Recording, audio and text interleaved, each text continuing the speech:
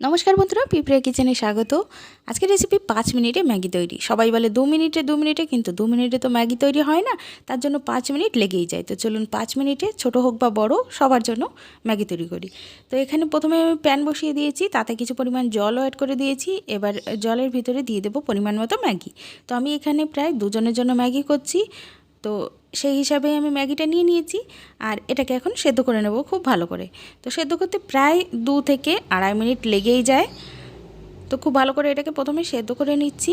আর এটা আটা ম্যাগি, আপনারা চাইলে ময়দা ম্যাগিও তৈরি করতে পারেন, কিন্তু আটা ম্যাগি ছোট বা বড় সবার ক্ষেত্রে খুবই ভালো। ময়দাটা যতটা কম খেয়ে পারা যায় ততটাই স্বাস্থ্যকর। তো দেখুন, কথা বলতে বলতে ম্যাগিটা সেদ্ধ হয়ে গেছে। এখন এটাকে নামিয়ে জল ঝরিয়ে নেব। এবার একটা প্যান বসিয়ে দিয়েছি, তাতে দিয়ে দিলাম সাদা তেল। আপনারা সর্ষের তেলেও করতে পারেন, কিন্তু সর্ষের তেলে করলে অনেক সময় কাঁচা সর্ষের তেলের গন্ধ থেকে যায়, তাই ম্যাগিটা অবশ্যই রিফাইন্ড তেলে করা উচিত। তো এখানে তেলটা ভালো করে গরম হয়ে গেছে, একটুখানি নাড়িয়ে সব জায়গায় দিয়ে দিলাম। প্রায় 5-6 কোয়া রসুন কুচি করে রেখেছিলাম, সেটাই প্রথমেই দিয়ে দিলাম।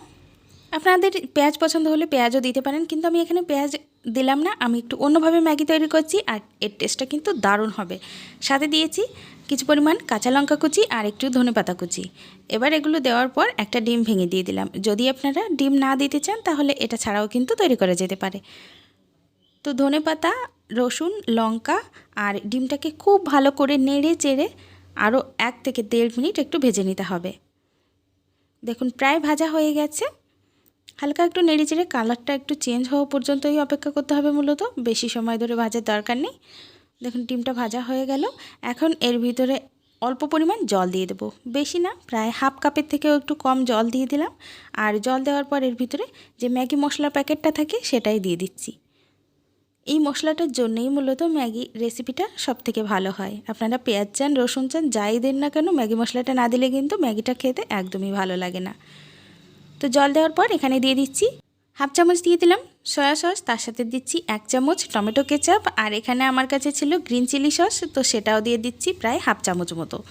তো আপনাদের কাছে এত রকমের যদি সস না থাকে তাহলে কোনো দরকার নেই, আপনারা শুধু টমেটো কেচাপটা দিলেই হবে, বা এখানে একটা টমেটো কেটে ভালো করে গ্রাইন্ড করে নিয়ে দিয়ে দিলেও হবে। তারই সাথে দিয়ে দিয়েছি কিন্তু ধনেপাতা অল্প পরিমাণ। আর ধনেপাতার ফ্লেভারটার জন্য কিন্তু দুর্দান্ত হয়েছিল ম্যাগিটা। তো সাথেই দিয়ে দিলাম এখন জল ঝরিয়ে রাখা ম্যাগি।